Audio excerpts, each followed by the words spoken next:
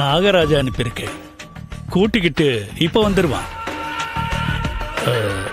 நான் அந்த மெமரி கார்டை கொடுத்து அனுப்புகிறேன், பாருங்க. நீங்கள் கேட்ட எல்லா விஷயங்களையும் அரசாங்கம் மூலமா நடத்தி தர வேண்டியது என்னுடைய பொறுப்பு. ஓகே, வருஷத்துக்கு 500 கெட்டவங்களை உருவாக்கி கொடுத்தா போதும், அவ்வளவுதானே?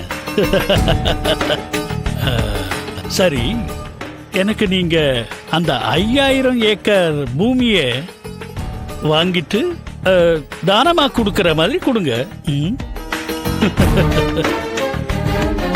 ஓ, no no no no no, என் மூலமா எந்த பிளானும் எங்கேயும் லீக் ஆகாது. ஓகே, பாய்.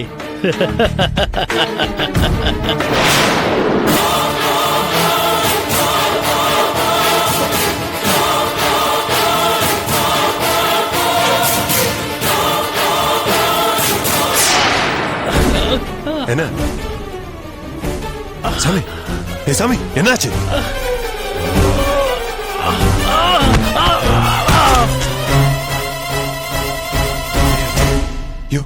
பல்ஸ் செக் பண்ணி பாரு. சார், சாமிஜி செத்துறாரு சார்.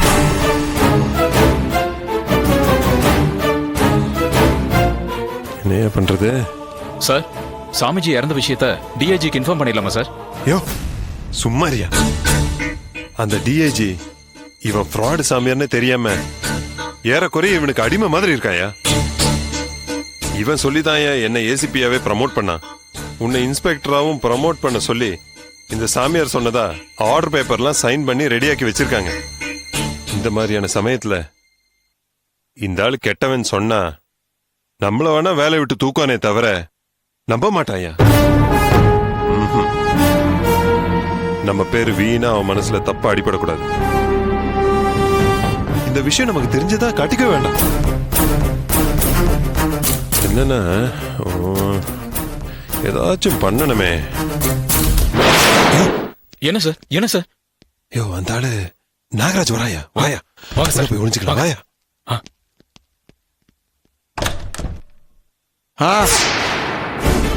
சுவாமி,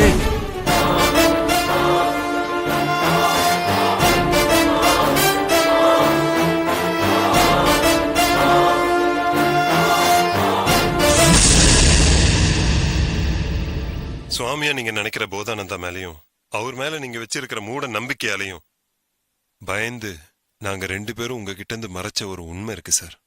சாமிஜிக்கும் தீவிரவாதிகளுக்கும் தொடர்பு இருக்கிற உண்மையை தெரிஞ்சவங்க நாங்க 2 பேர் மட்டும்தான் சார். அந்த சாமிஜி சொல்லிதான் சார் என்ன இன்ஸ்பெக்டரா ப்ரமோட் பண்ண நீங்க முன் வந்தீங்க. சுவாமிஜி சொல்லிதானே சார் என்னையே நீங்க ஏசிபியா ப்ரமோட் பண்ணீங்க.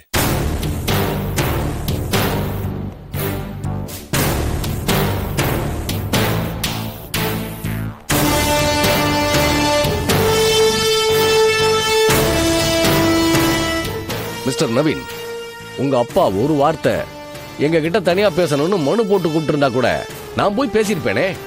இந்த பிரச்சனைகள்லாம் எப்பவோ சால்வ் ஆயிருக்கும். என்ன சொல்றீங்க மிஸ்டர் பாண்டியன்? சார், எனக்கு சாமி மேல பக்தி அதிகமா இருந்தாலும் தொழில் மேல அதை விட பக்தி அதிகம். என்னுடைய பேட் லக், என்னுடைய ஆபீசர்ஸே என்னை பத்தி புரிஞ்சுக்காதப்ப அவர் மட்டும் என்ன பண்ணுவாரு? சார், நாங்க நேர்மையான போலீஸ் ஆபீசரா இருந்தாலும் உங்க மூட நம்பிக்கையால ப்ரமோஷனுக்கு ஆசைப்பட்டு நாங்களும் இந்த தவறுக்கு உடந்தையா இருந்துட்டோம். அதுக்காக நான் ரொம்ப வருத்தப்படுறேன் சார். சார், தப்பா நினைக்காதீங்க. நீங்க எப்படி சாமிஜி மேல அளவுக்கு அதிகமான நம்பிக்கை வச்சிருக்கீங்களோ அதே மாதிரிதான் பல பேர் அவர் மேல இன்னமும் பாசமா இருக்காங்க. எங்க அப்பாவும் அதுல ஒரு ஆள் தான். மக்கள் அந்த சாமிஜி மேல வச்சிருக்கிற இமேஜை ஏன் கெடுக்கணும்னு தான் எங்க அப்பா இந்த விஷயத்த மனசுக்குள்ளேயே வச்சு போட்டுக்கிட்டாரு.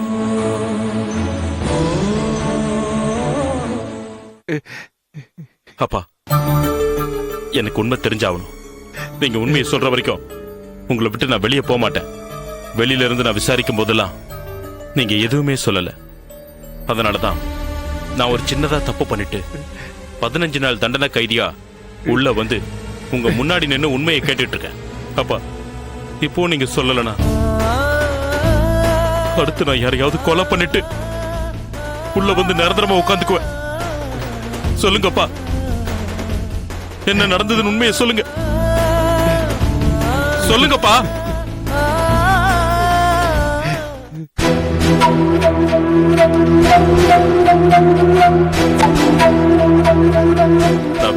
ஒரு சின்ன தப்பு பண்ணிட்டு ஜெயிலுக்குள்ள போய் எங்க அப்பாவை விசாரிச்சதுக்கு அப்புறம்தான் இந்த விஷயங்கள்லாம் எனக்கு தெரிய வந்தது.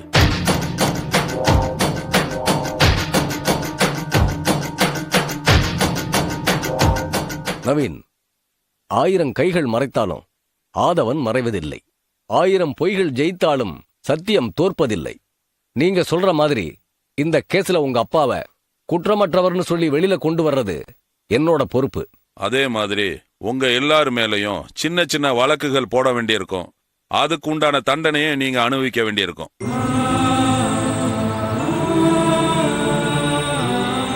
சார், எங்க அப்பாவை வெளியே கொண்டு வரணுங்கிறது என்னோட மோட்டிவா இருந்துச்சு.